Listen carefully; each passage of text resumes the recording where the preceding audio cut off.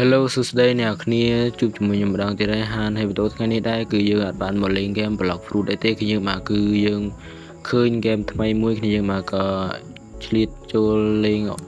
ធ្វើវីដេអូឲ្យគ្នាយើងទស្សនាអញ្ចឹងណាគឺយើងបាទហើយចូលមកដំបូងគឺវាឲ្យយើងទៅស្អីទៅរើសពងស្អីនឹងគ្នាយើងបាទឥឡូវយើងទៅការទៅរើសពងទាំងអស់គ្នាបាទនេះគឺជាទ្រុងរបស់យើងអញ្ចឹងណាគឺយើងបាទឥឡូវយើងអត់ទាន់មានពងហើយអត់ទាន់មានគុណសត្វអីទេខ្ញុំបាទយើងឥឡូវយើងទៅការទៅរើសពងនេះពងមាន់ពងមាន់ឥឡូវយើងទៅការរើសទាំងអស់គ្នាមកបាទឥឡូវមាន់ដេញចាក់ហើយបាទយើងទៅការរត់យកពងនឹងទៅដាក់នៅក្នុងទ្រុងមកគ្នាយើងបាទឥឡូវយើងបានពងមួយគ្រាប់ហើយបាទអូកប់សេរីតែម្ដងបាទហើយខ្ញុំទៅចូលលេងអញ្ចឹងគឺយើងនៅ level កាហើយក៏អត់ទាន់មានគុណសត្វច្រើនលុយយើងក៏អត់ទាន់មានច្រើនដែរខ្ញុំបាទលុយយើងគឺមានតិចតួចអីចឹងណាអូខេគ្នាយើងបាទពងមាន់ញាស់មកគឺចេញជាកូនឆ្កែអញ្ចឹងណាឥឡូវយើងរកកន្លែងដាក់មកគ្នាបាទយើងដាក់ទុកកូនឆ្កែហ្នឹងគឺមានតម្លៃត្រឹមតែ$4តែប៉ុណ្ណោះគ្នាបាទឥឡូវយើងមកអានេះកន្លែងស្អីវាខ្ញុំអត់ដឹងទេគ្នាបាទឃើញសញ្ញាក្រហមយើងចេះតែចុចទៅបាទឥឡូវវាឡើងលុយរបស់យើងគឺឡើងម្ដង4អញ្ចឹងណាខ្ញុំបាទ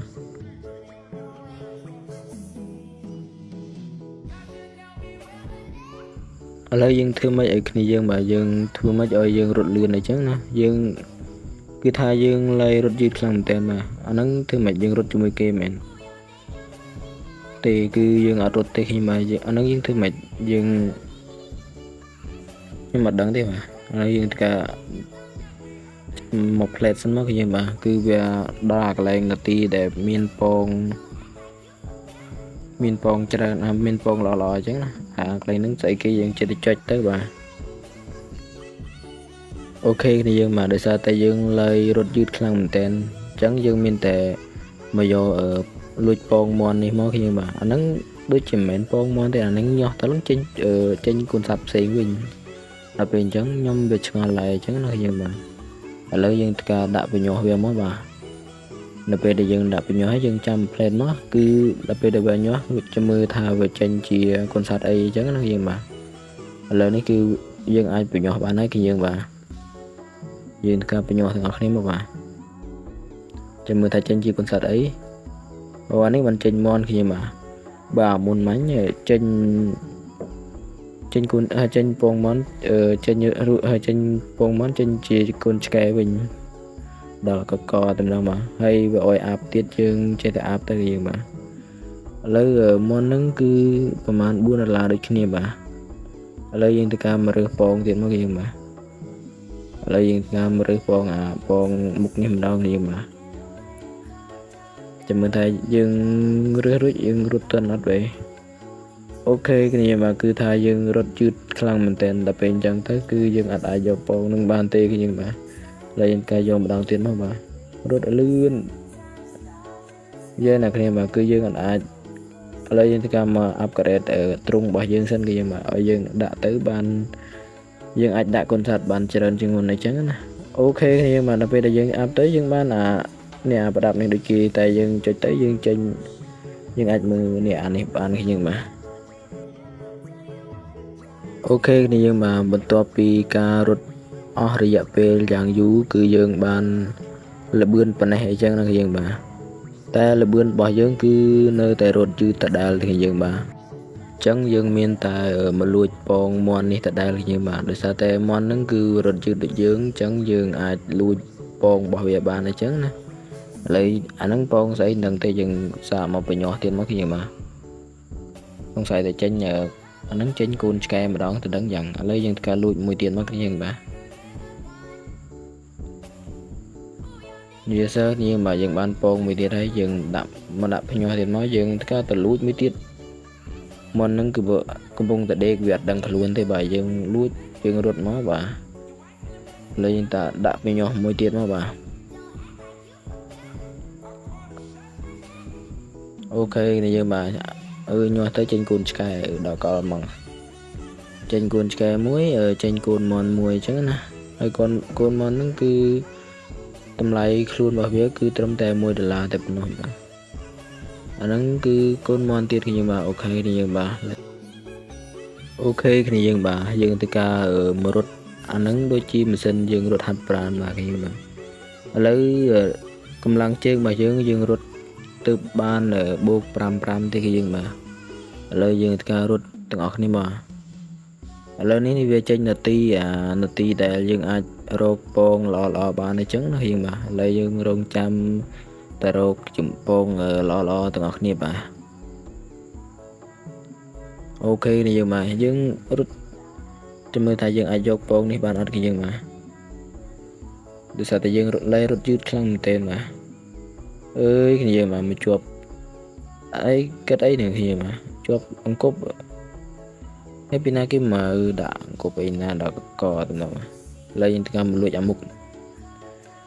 អានេះពងស្អីពងខ្យាដំរីស្អីក៏តែឆ្អឹងអញ្ចឹងចាហើយការលួចទាំងអស់គ្នាបាទរត់លឿន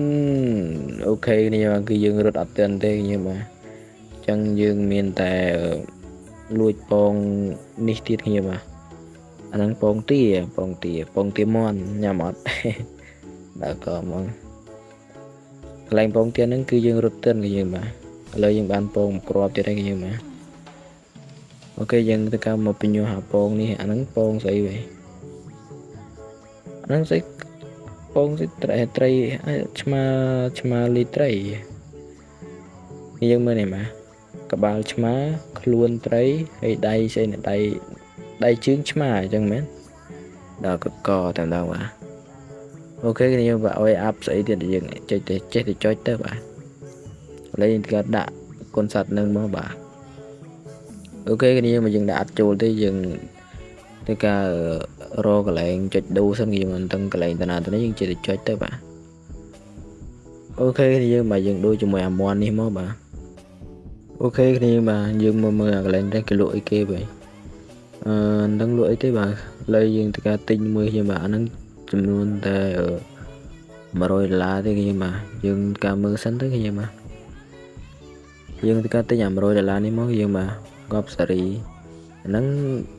នឹងស្អីគេខ្ញុំអត់ដឹងទេនៅពេលទិញអាហ្នឹងទៅយើងរត់លឿនជាងមុនតិចមែនខ្ញុំអត់ដឹងដែរឥឡូវយើងការរត់សិនសាក់មើលបាទអូខេខ្ញុំមកគឺរត់លឿនមែនខ្ញុំមកគឺបាទបូកដមេកយើងឲ្យរត់លឿនជាងមុន8%អញ្ចឹងណាខ្ញុំបាទឥឡូវយើងទៅការចាំនាទីដោយសារតែវាដល់នាទីទៀតហើយបាទយើងទៅរើសពងណាល្អអញ្ចឹងណារើសពងនឹងចាំយើងសាកយកពងនេះរត់ទឿនអត់ខ្ញុំសាកតែអត់ទាន់ទេទៀតណារត់យឺតខ្លាំងមែនតើបាទដោយសារតែយើងរត់អត់ទាន់គឺយើងមកយកនេះអាពងនេះមកបាទពងនឹងគឺយើងរត់ទាន់ទេយើងបាទអូខេយើងបានពងមួយទៀតហើយបាទឥឡូវយើងក៏ដាក់បញ្ញោះវាទាំងអស់គ្នាមកឥឡូវយើងចាំវាមួយផ្លែតសិនទៅបាទការរងចាំរបស់យើងទៅការមករត់អានេះទៀតមកបានដើម្បីបានកម្លាំងជើងរបស់យើងឲ្យរត់កាន់តែលឿនជាងមុនអីចឹងណាអូខេគ្នាយើងបាទបន្ទាប់ពីការរត់អស់រយៈពេលយ៉ាងយូរគឺដើម្បីស្បែកជើងរបស់យើងគឺរត់បានបូកចំនួន36%អញ្ចឹងណាឥឡូវវាដល់នាទីដែលមានពងល្អធ្លាក់ទៀតហើយបាទយើងទៅការរត់មកបាទពេលដែលដល់នាទីគឺយើងហក់ចេញពីអានឹងតែម្ដងបាទហក់ចេញរត់ទៅរើសពងតែម្ដងបាទអូខេខ្ញុំបាទយើងទៅការរត់ទៅមុខទៀតមកដើម្បីរើសពងល្អអីចឹងណាគិតថារើសអាក្រោយវិញនេះអាពងអាហ្នឹងពងទុនសាយមែនរូបរាងវាដូចទុនសាយឥឡូវខ្ចាត់ដំណើរពងដេញយើងរត់មកគឺថាយើងរត់ទាន់បន្ទាប់ពីការយើងរត់នៅក្នុងកន្លែងហាត់ប្រាណរបស់យើងរត់អស់រយៈពេល1ម៉ោងបាទគឺថាយូរខ្លាំងមែនតើឥឡូវយើងកម្មលួចពងមួយទៀតមកបាទ